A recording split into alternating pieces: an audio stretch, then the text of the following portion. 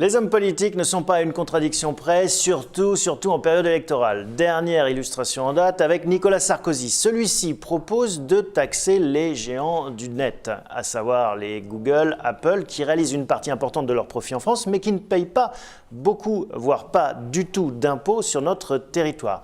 A priori, l'idée semble logique. Pourquoi, en effet, des gens qui réalisent des profits sur votre territoire paieraient des impôts au trésor irlandais, pour ne citer que l'exemple de Google?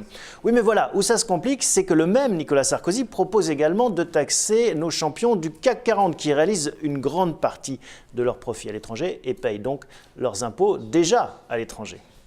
Et de citer en exemple le fameux Total qui réalise 10 milliards d'euros de bénéfices à l'échelle de la planète mais ne paie que 800 petits millions d'euros en France.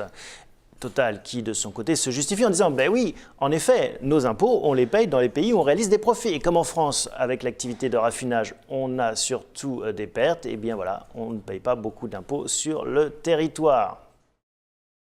Donc vous l'avez compris, on est en pleine contradiction. Une fois de plus, on reproche aux étrangers de ne pas payer d'impôts chez nous et on reproche à nos ressortissants de payer leurs impôts à l'étranger.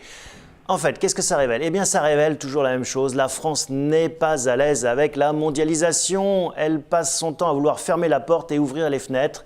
Elle n'a pas encore bien compris le modèle qu'il fallait adopter. Ça prouve aussi autre chose. On a des champions du monde. Ce ne sont pas les grands groupes, mais nos hommes politiques champions du monde pour créer des nouvelles taxes, des impositions ou des contributions.